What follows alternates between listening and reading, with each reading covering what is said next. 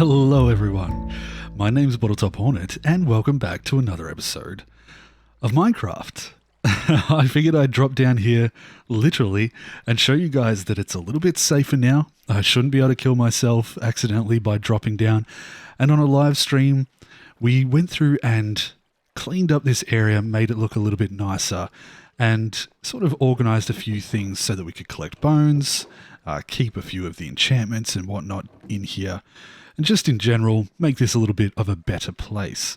We also have a bin there for getting rid of bits and pieces that I need to do desperately, but all in all, I'm quite happy with this, and that one piece of lava there, combined with the lanterns up top, thanks to it being 1.18 and all of these spots being above light level 1, this is completely spawn-proof. Even though it looks nice and warm and dark and doesn't need to have torches everywhere, which is kind of amazing.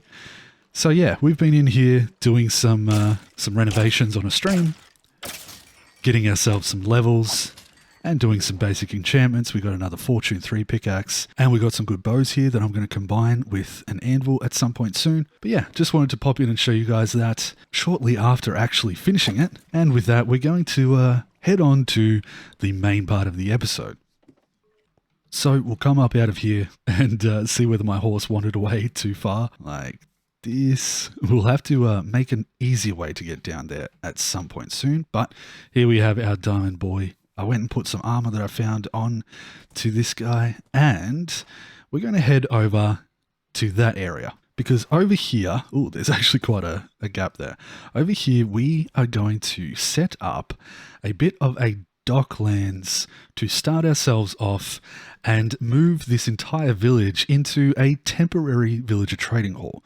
So I'm thinking what I'm going to do is make like I suppose a dock warehouse that I would like to keep all of the villagers that we currently have there in. Maybe get myself a mending villager to start off with and a couple of other goodies just so that we can get some basic trades. But other than that, it's just going to keep them in a safe spot until we end up fixing up this whole area. So if I hop off you for a second, we have some interesting generation going on down here. There is a large cave under this area with some nice pillar supports and whatnot. So we could potentially do something with that down the line. And oh man, I love the way this all generates. But for starters, my main goal is to remove all of the stuff that this is sitting on. All of that land that this village is currently generated onto. I want to remove that. I want to move the villagers out of the houses. And then I think we're going to start setting up a wall, like a seawall, and it's going to use a lot of resources. So ideally we pick a spot and work with it in a way that doesn't require too much going down. So we want spots like this where we can put the wall to about that level, and that way hopefully reduce the amount of resources required. Now over this side, it's going to be a different story because it does stop very, very suddenly. So I have to debate whether or not I want to shape it nicely or whether I want to follow the shape of the land and maybe just cut across there. I'm not quite sure. There's a few different options and I'm sure I'll be able to work something out. But it's going to take a little bit of terraforming. As you can see, there is a lot of different levels on this landscape. And that's going to be good in the future for making a city here because it's going to give us a lot of different heights and places to put roads and whatnot. But at the same time, it is going to make life a little difficult to begin with. So yeah, what I'm thinking is maybe we try and move them temporarily first, not build the warehouse. And then once they're in a safe space, hello buddy. Once they're in a safe space, maybe then I can get to building. Yeah. Or at least I can get to removing all of this. Okay. So what we probably want to do is maybe set up a little temporary house around there-ish and see whether we can boat them all across. In fact, maybe we want to make it down at sea level so that I can make a bunch of boats and just park them in there. I think that's what I'm going to do. So let me go clear out this inventory a little bit. Actually, no, I can make it out of cobblestone. That's fine. And just over here in this little sort of bay, this little key, we're going to make a safe spot to temporarily store all of our villagers. So I don't exactly remember how many we have, but we've got a few. So I'm going to cover it up completely, make it so that nobody can get in there. Like so. Come down under here. And we're going to go down so that we have one layer of water in there. And then come across like this. And that way we sort of protect it from anything that, like a drowned coming up into the boats that they're in. And all of that. I need some more materials, but that's okay. We'll use the andesite. And hopefully we can block that off and they are completely safe. All right. Let's make up a bunch of boats. I can make 5 for now. And, quickly sleep and see whether we can get them all into this little cage. It seems a bit rough, but it'll be worth it. I'll build them a city. All right. Let's see how we go. Okay. In you go. Don't worry about a thing. When you next come out, I'll have started building you a city as repayment for what I'm doing to them right now. Oh my god, it seems so bad. But for this series, I know a lot of people quite often joke about how how we treat villagers in Minecraft. And so rather than putting them into a trading hall permanently like, you know, most people want to do, I'm going to build them a city and I'm going to try my best to make it safe and free roamable for them so they can walk around the streets and stay in their little areas and all of that. That's the idea anyway. So we're going to leave those 10 in here, which is a really good number to start us off. And we're going to get to work dismantling this town. Now, my best bet is to probably set up a bit of a workstation a little bit closer to where we are. So if we come over here to their old town square, and if we just use some of this leftover stuff, make a few chests. Luckily during that live stream, I managed to re-enchant my helmet with Aqua Affinity. Now we don't have respiration, but it does mean that when I'm under the water, I should still be able to dig all of this out at a good speed, as you can see. So we're going to pop into what I assume is probably going to be a very, very satisfying time-lapse of me dismantling this entire island and just putting all the resources into these chests. And once we get it back to about this shoreline here, yeah, probably about this shoreline here, then we can get to work on gathering the materials and setting up to start building a seawall.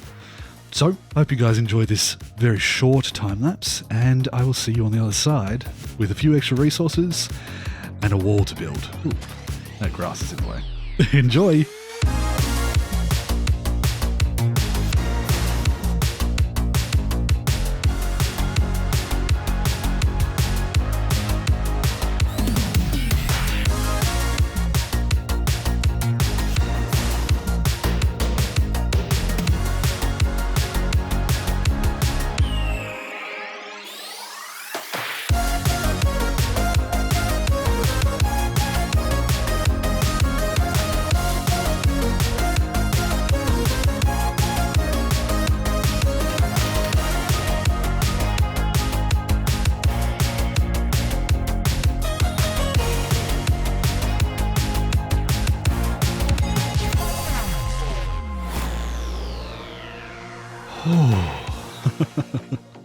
That ended up taking me about 3.5 hours.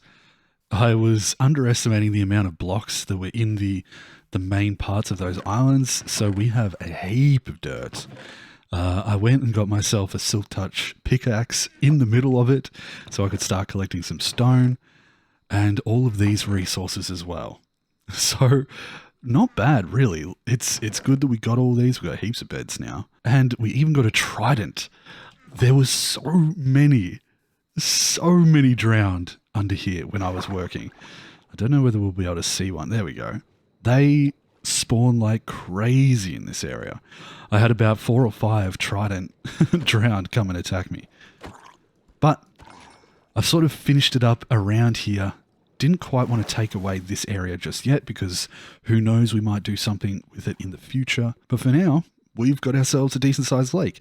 Now I kind of want to get up there and see what it looks like from our base. So let's jump on our horse and go for a bit of a ride around the outside. Hold on. All right. Better. Honestly, I would say better. Let's just put this guy away temporarily. I think that I like the idea of there being a larger looking lake and then having a bunch of city or town up on the outside. So I do like that we did that. I think that was a smart idea. Yeah. So now it's a matter of trying to work out how to make this look good. This part always sort of freaks me out. Unless I do some planning or say go and get myself my drawing tablet and draw out some plans, I feel a little bit worried about where I'm going to start. But at the end of the day, this is Minecraft. I can change it whenever I like if I make a mistake. So we're just going to go for it in this one. Now, if I grab a few materials from in here, I want to grab some of that. I want to get some more spruce because I'm completely out as far as I can tell. And yeah, might just try and grab some random bits and pieces. All right, and we'll go down to our little mining area and see what I have down there because I might have a few pieces of wood as well. In fact, it might be in the skeleton area because I was working in there. Because I want to show you guys this sort of design / block palette that I want to use for making this seawall. I haven't actually tested it out yet, so I am going to be testing that live with you guys and seeing how it feels.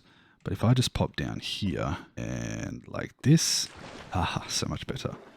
Oh, we actually don't have any. Okay, that's all right. We will go make some. That's fine. So we'll come back over here and we'll quickly grab a few pieces of dirt and just go out into the lake here a little bit because I want to make some big spruce trees.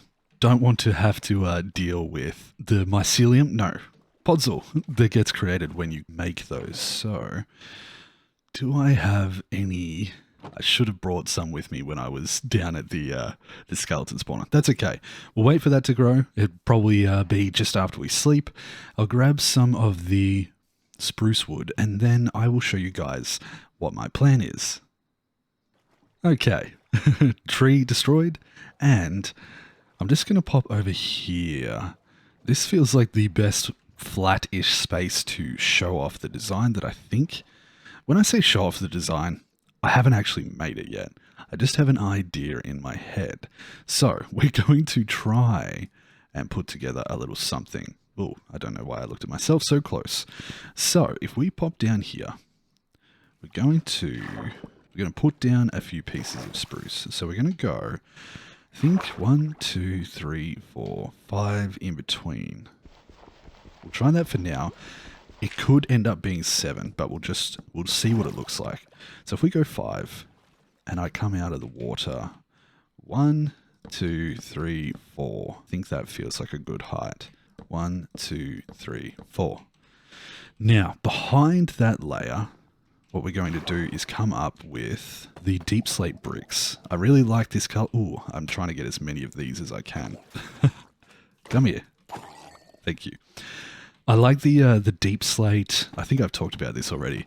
I like the deep slate combined with the warmth of spruce and dark oak as well. So if we come up like this, and we'll probably end up adding some cracked variants and even some stairs in here, so that it gives it a little bit more depth. Some little gaps in the stone itself, in the bricks, I should say. But we end up with something like that. And then if I pop over here, I do have a crafting bench somewhere. I think it's actually built into the wall. It is. Never mind. You'll be out soon? ? So if we bring that over here just quickly, and I'll actually make a very quick staircase going up. But if we grab this dark oak and we turn some of it into stairs and some of it into the trapdoors, and of course I need the slabs as well. So if we pop up here, I want to go something like this. We have the steps on the side, or the stairs, coming across to that, and then like that. Let's see how that looks. Yeah. Not too bad.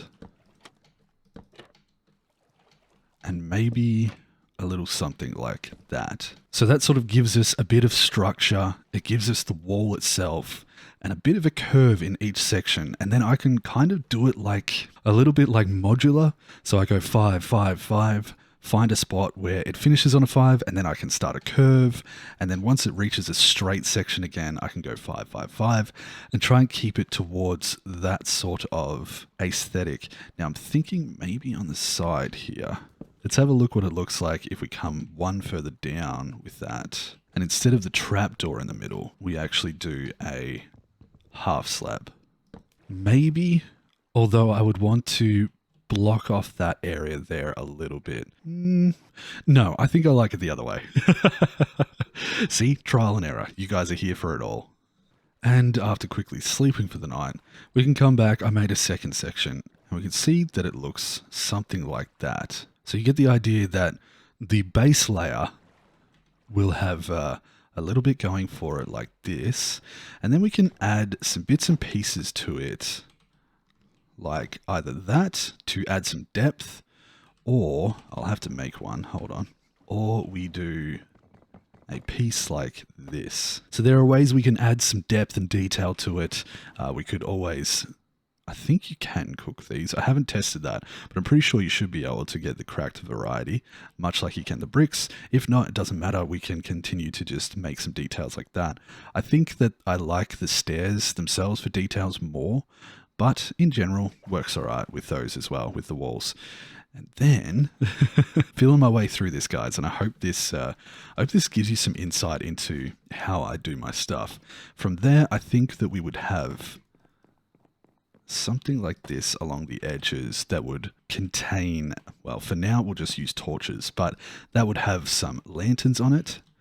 And then we would have our top section. So we'd work out a way to do a rail along here. So something sort of up at about that height, but probably a different material, I would say. I would have to think on it. I think if we did it like that, for example, if we do it with the stairs here, if we did it this way, we could bring that up one more, like so, and then have our connection there. And we could do our roads and our pathways and everything at that sort of half slab height, so that even though we do have better lighting and like less spawning in this new update, it makes it a lot easier if we just make our main paths as much as possible out of half slabs, and we can vary it up and detail it with different bits and pieces as well. I think that we'll likely do a lighter style pathways or roads. So stuff like andesite and stone and cobblestone and those sort of varieties will be used in the actual paths and roads themselves, but we keep a nice darkness to the structures, to the houses and the warehouses and walls and whatnot. So I think I like that. I wouldn't use the dark oak up there just because it does blend in too much with what's below. But maybe we go and try with some stone bricks so that it mixes down with the floor, like with the road itself. Okay, let me try that. Oh, I just pressed record and he popped up in front of me. Oi. I don't have a bow on me at the moment. So something a little bit like that. I've used stairs and I've kind of rotated them so that they go 3 by 3 by 3. So if I jump up here, you can see I've put a normal stair like that down on the trapdoor. Then I've faced that one in and faced that one in so that it sort of does that half stair. And then done the same thing over the middle so that we get a nice even layer. And from here, you would have something like the road coming out in this direction, like so. Probably do something where we blend it back in, try some different textures, but try and make it feel connected to this wall. In fact, we may even try adding some different types of stairs, like andesite or just plain stone, for example, just so that we have some variation that we can use going back into our roadways and whatnot. I think that will work out quite well. So, with that, I think I've sort of worked out the way that I want to build these walls. It actually uses quite a bit of resources, so we're going to see how much deep slate we have and how far we can go. But I think I would like to try and get those started, bring that across into that section there, and go around here a little bit at least, see what I can get done with the resources that I already have, and then we'll see what it looks like. We'll go from there. We can add some more detail as we go, discover some different ways of making these look nice. I think that transition line between the two is a little bit... I don't really like it that much, so we'll see how it feels as we go. But with that, we're going to pop back into a time lapse and pick up the music where we left off, see what we can get done as far as this seawall, holding back the water from the future city, something to keep it elevated off the water's edge, and then, yeah, we'll have started one of our first big projects, sort of. All right, I'll see you on the other side. Enjoy!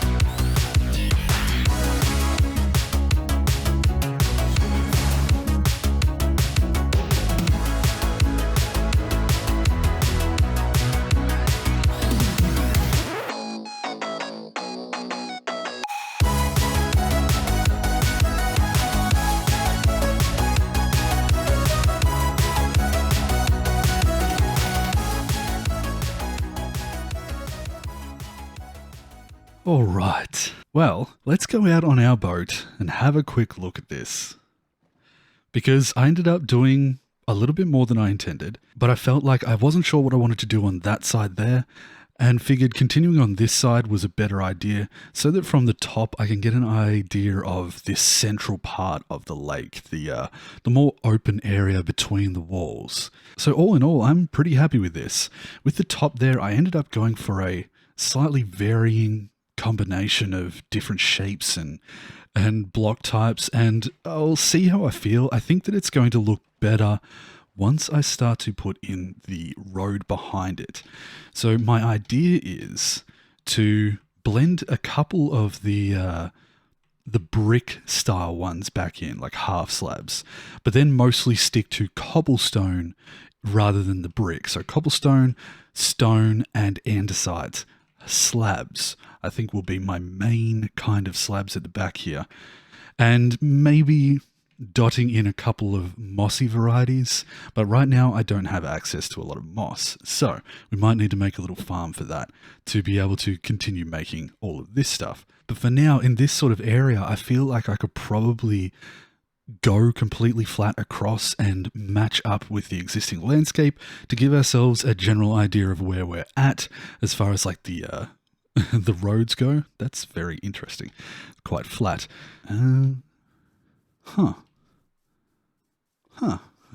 Little secret tunnel. Like really secret little secret tunnel. Cute. There we go. But yes, for now, I'm pretty happy with that. I think that gives us a good base of wall to build off of as we go out. So it gives us a bit of shape. It gives us a bit of room to work with. God, there's all sorts of interesting stuff going through here.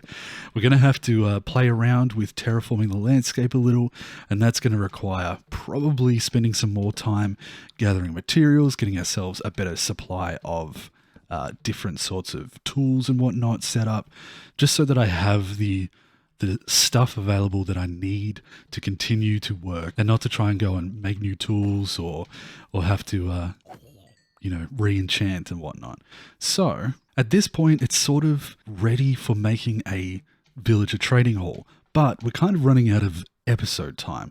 So I'm thinking that what we might do is leave it here with this wall built. And then in the next episode, what we might do is make some flat docklands at these sort of areas here, back into the existing landscape. We might even fill in that whole flat area there and get it a little bit ready to start to terraform the landscape behind it. So all of these hills and whatnot at the back, once we have a flat area, which is our docks and our sort of roads going through the main thoroughfare, from there we can go, okay, we want a road going up here, we want a road going up there, etc.